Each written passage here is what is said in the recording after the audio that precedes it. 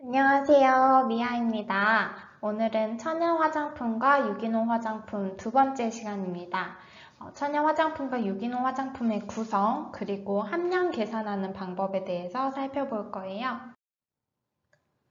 먼저 천연 화장품입니다. 천연 화장품은 중량 기준으로 천연 함량이 전체 제품에서 95% 이상으로 구성되어 있어야 합니다. 다음 유기농 화장품은 중량 기준으로 유기농 함량이 전체 제품의 10% 이상 있어야 하고요. 유기농 함량 20%를 포함해서 천연 함량이 전체 제품의 95% 이상으로 구성되어 있어야 합니다. 이 부분은 아마 귀가 닳도록 들으시고 머리에 박히게 공부하셨을 거라고 생각이 돼요. 그럼 천연 함량과 유기농 함량을 어떻게 계산하면 될까요? 천연 함량은 세 가지를 더하면 되는데요. 먼저 물의 비율, 천연 원료의 비율, 천연 유래 원료의 비율, 이 세 가지를 모두 더하면 천연 함량 비율을 구할 수 있습니다. 여기는 정말 쉽죠? 다음은 유기농 함량인데요. 먼저 유기농으로 인증된 원료를 사용하였다면 해당 원료의 유기농 함량으로 계산을 하면 되고요. 유기농 함량이 확인이 불가능한 경우가 있어요. 이때 유기농 함량 비율을 계산해야 합니다. 먼저 이 유기농 함량을 비율을 계산하기 전에 유기농 함량 비율에는 물, 미네랄, 그리고 미네랄 유래 원료는 유기농 함량 비율 계산에 포함하지 않고 있습니다. 물은 제품의 직접 함유 또는 혼합 원료의 구성 원료 요소일 수 있기 때문에 포함을 하지 않고 있고요. 또 유기농 원물만 사용하는 경우, 또 유기농 용매를 사용해서 유기농 원물을 추출해서 해당 원료를 사용하는 경우라면 유기농 함량 비율은 100%로 계산을 하면 됩니다. 이제 어려운 부분이 나오는데요. 바로 수용성 및 비수용성 추출물 원료의 유기농 함량 비율을 계산하는 거예요. 이때 용매는 최종 추출물에 존재하는 양으로 계산을 하고 물은, 여기 중요해요. 물은 용매로 계산하지 않습니다. 또 동일한 식물의 유기농과 비유기농이 혼합되어 있다면 이 혼합물 역시 유기농으로 간주하지 않습니다. 그럼 이제 본격적으로 계산하는 방법, 계산식을 알아보시죠. 먼저 수용성 추출물 원료의 경우입니다. 두 단계로 나뉘는데요.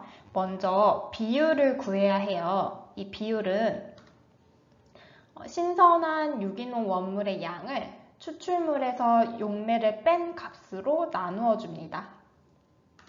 이때 나온 값이 1 이상이라면 무조건 1로 계산을 하고요. 그 이하라면 소수점으로 계산이 되겠죠. 하지만 1 이상인 경우에는 1로 계산을 합니다. 이어도 1로 계산하는 거예요. 1 이상이니까요. 이제 2단계로 넘어가게 되는데요. 이 1단계에서 나온 비율 있죠.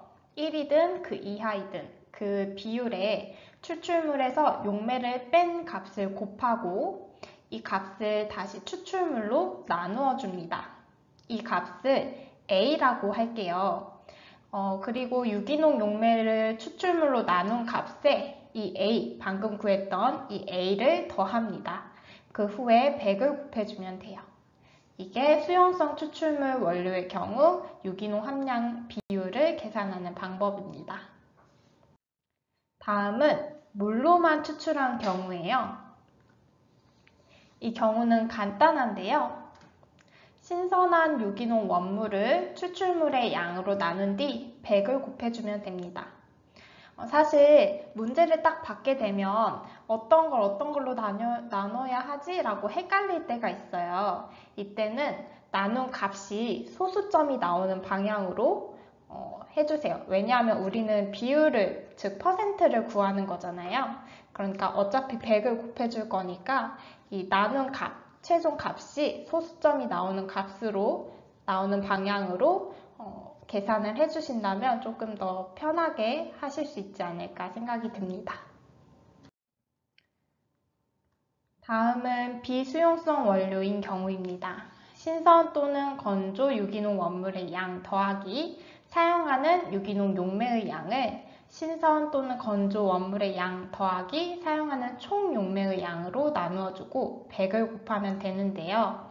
쉽게 말하면 유기농이 붙은 원료, 그리고 원물과 그리고 용매를 더한 값에 그 외 유기농 외에 함께 사용했던 전체 사용한 원물과 용매를 더한 값으로 나누어 준다고 생각하면 되세요. 이때 신선한 원물로 복원하기 위해서는 실제 건조 비율을 사용해야 하는데요. 이 경우에는 증빙 자료가 필요하고요. 이 증빙 자료가 없다면, 구할 수 없다면 다음에 일정 비율을 곱해서 계산을 해줘야 합니다. 나무 껍질, 씨앗, 견과류, 뿌리와 같은 경우에는 2.5, 그리고 잎, 꽃, 지상부와 같은 부분은 4.5, 과일은 5, 그리고 물이 많은 과일이라면 8을 곱해서 일정 비율로 계산을 해줘야 하는데요. 보시는 것처럼 물이 많을수록 수분을 더 많이 함유할수록 값이 올라가는 걸 볼 수 있죠. 그래서 이 점도 기억해 두시고 계산하는데 사용하시면 좋을 것 같습니다. 이제 정말 마지막입니다. 천연 화장품, 유기농 화장품에 대한 자료는 제조일 또는 통관일로부터 3년이나 또는 사용기한 경과 후 1년 중 더 긴 기간을 보존해야 합니다. 그러니까 제조일로부터 3년이 더 길면 3년간 보존을 하는 거고요.